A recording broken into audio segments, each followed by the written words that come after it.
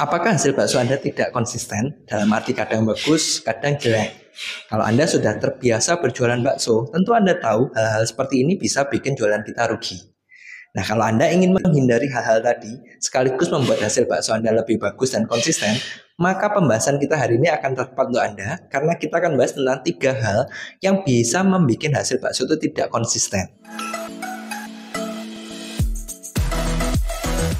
Hal pertama yang bisa bikin bakso inkonsisten, tidak konsisten hasilnya, itu adalah protein bindingnya yang kurang optimal. Protein binding itu apa? Jadi kalau kita ngomong hasil bakso kenyal, keras, enak, bagus, itu tekstur selalu dihasilkan dari protein. Dimana protein ini sumbernya kan banyak. Paling sederhana dari daging yang kita pakai. Atau mungkin Anda menambahkan bahan-bahan yang mengandung protein. Seperti telur, di putih telurnya itu kan protein. Alternatif lain mungkin Anda pakai bahan seperti M100FT, ISP, itu kan juga sumber-sumber protein. Yang jadi masalah, ikatan protein itu tidak selalu tentang seberapa banyak protein yang Anda pakai di resep Anda. Jadi kalau Anda bayangkan, oke, saya pakai dagingnya kualitas bagus, ditambahkan telur, harusnya kan proteinnya banyak nih. Tapi kok hasilnya sering tidak konsisten, maka ini yang membuktikan bahwa tidak cuma jumlah proteinnya, tapi ikatannya, aktivasi proteinnya ini seberapa banyak. Itu yang paling penting. Dimana kalau kita ngomong protein binding, aktivasi protein, selain dari jumlahnya tadi, proses itu paling menentukan juga. Karena prinsipnya protein tadi kan diikat, mengikat. Yang diikat apa? Ada 2. Yang pertama selalu adalah cairan, dan yang kedua adalah lemak. Nah, makanya walaupun proteinnya banyak, tapi kalau ikatannya dia tidak bagus, dia tidak bisa mengikat cairan dan lemak ini, sehingga hasilnya itu biasanya tidak stabil. Lebih empuk lah, kenyalnya nggak dapet, kerasnya juga nggak dapet. Makanya ini sangat penting sekali, protein binding. Hal kedua tentu sudah kita bahas tadi, yaitu adalah masalah cairan. Kalau tadi kita sudah bahas protein binding tadi kan mengikat cairan dan juga lemak. Anggap Anda sudah pakai banyak protein, aktivasinya juga sudah oke, tapi ternyata jumlah es yang dimasukkan, air yang dipakai itu terlalu banyak. Hasilnya sama saja.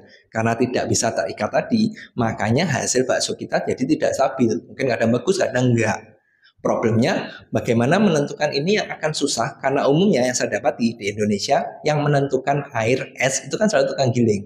Makanya ini jadi tantangan tersendiri kalau Anda nggak punya mesinnya. Yang ketiga yang bisa bikin hasil bakso tidak konsisten padahal Anda sudah pakai banyak protein, takaran es juga sudah dipastikan tepat, jawabannya mungkin ada di temperaturnya. Nah, kalau kita ngomong temperatur ada 2. Satu, temperatur waktu gilingnya, dan yang kedua temperatur waktu masak.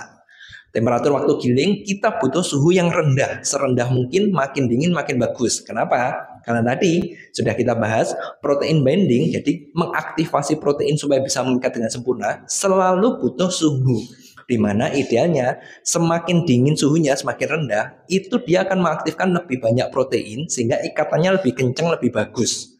Makanya kalau Anda giling di penggilingan ternyata tidak pakai es batu, nah ini hati-hati, bisa jadi temperaturnya salah. Oke, alternatif temperatur dari penggilingan sudah tepat. Kemungkinan kedua, temperatur yang salah adalah dari proses masak kita. Nah, kalau tadi kita butuh aktivasi protein itu ketika digiling, sedingin mungkin, serendah mungkin.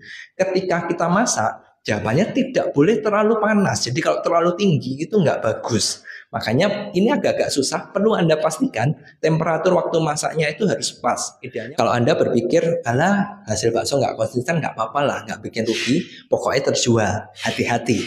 Karena prinsipnya kalau kita dagang bakso, kita berbisnis, tidak cuma kerugian itu dihasilkan dari ketika kita nggak bisa jualan. Tapi hasil bakso yang tidak konsisten itu bisa merusak image atau citra Anda. Jadi Anda bayangin ada pelanggan Anda datang hari ini makan enak, besoknya dia nggak enak, lusa biasa, terus besoknya lagi baru tidak enak lagi. Kira-kira image-nya apa? Oh, jangan makan di tempat itu deh, hasilnya nggak stabil. Nah, kalau cuma seperti itu nggak masalah, aman masih. Yang bikin lebih repot lagi, bikin masalah, kalau dia cerita ke orang lain gimana? Jadi bukan cuma Anda kehilangan Anda tidak cuma kehilangan pembeli tadi, mungkin potensi pembeli-pembeli yang lain juga ikut hilang hanya karena hasil tidak konsisten. Makanya Anda perlu hati-hati sekali, Anda perlu pikirkan hal ini matang-matang supaya hasil bakso Anda selalu konsisten. Oke, sekarang solusinya gimana? Nah, tadi kita sudah bahas masalahnya gimana. Solusinya nomor 1, tentu Anda harus pastikan dulu kualitas daging yang Anda pakai. Karena prinsipnya kan kembali, bikin bakso kan butuh protein binding yang bagus, di mana protein paling banyak selalu dari dagingnya.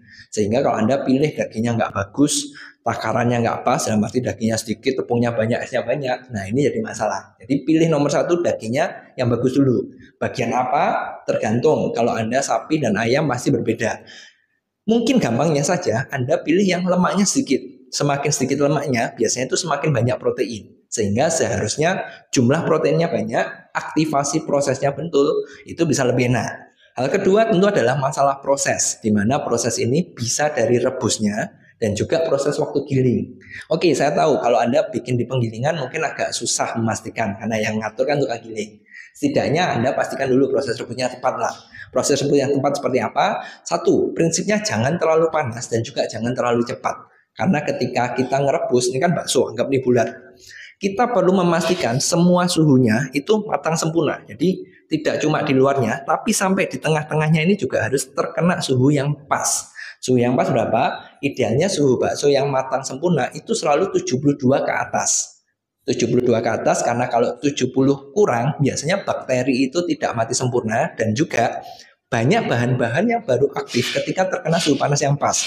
Makanya kalau suhunya masih di bawah 70 biasanya hasil kenyalnya nggak sempurna. Kok bisa seperti itu? Karena jawaban sederhananya ada bahan-bahan yang baru aktif mengenyalkan ketika dia terkena panas. Simpelnya adalah tepung. Anda pasti pakai tepung kan? Makanya ini proses masaknya harus dipastikan tepat. Terus kedua, kalau terlalu cepat biasanya yang luarnya ini sudah 72, tengahnya belum. Kasusnya kalau seperti ini itu biasanya bakso luarnya kelihatan bagus, garing, di pencet-pencet ini membalnya bagus, tapi ketika digigit nggak ada perlawanan. Nah itu ciri-cirinya. Jadi pastikan proses rebusnya tepat, jangan terlalu cepat, jangan terlalu lama. Suhu air agak susah sih karena ada beberapa variasi. Yang idealnya terbaik adalah 2 kali proses rebus. Tapi kalau Anda nggak memungkinkan 1 kali doang, idealnya suhu air sekitar 82 sampai 85 derajat saja. Kalau lebih dari atas seperti itu, biasanya hasil baksonya pecah. Jadi nggak konsisten juga kan. Ketiga, terakhir solusinya yang terbaik adalah Anda menambahkan bahan-bahan tambahan pangan. Apakah ini wajib? Kembali ke tiap-tiap kebutuhan dan kondisi tiap-tiap orang. Contoh, misalkan Anda punya mesin giling sendiri, berarti Anda bisa mengatur esnya dengan pasti, Anda bisa memilih kualitas dagingnya dengan bagus, tahapannya bisa Anda pastikan tepat. Mungkin Anda nggak perlu pakai bahan tambahan bisa, ataupun kalau pakai ya mungkin cuma pengenyal seperti Wendapos cukup. Tapi kalau ternyata Anda tidak bisa memilih daging yang bagus gimana, terus kedua Anda gilingnya juga tidak tahu harus tepatnya bagaimana karena di penggilingan, atau mungkin yang ketiga Anda butuh hasil bakso yang murah sehingga tidak bisa pakai daging yang premium, maka ini saatnya bahan tambahan pangan itu benar-benar diperlukan. Contohnya banyak, kalau misalkan takaran es tidak bisa diatur, Anda bisa pakai karaginan KID 02, atau mungkin lemaknya dari dagingnya banyak, Anda bisa menambahkan serbuk protein yang 100 FT, atau mungkin semuanya sudah oke, cuma masalah proses mekanismenya kurang tepat sehingga ikatan proteinnya kurang bagus, Anda bisa menggunakan SL505.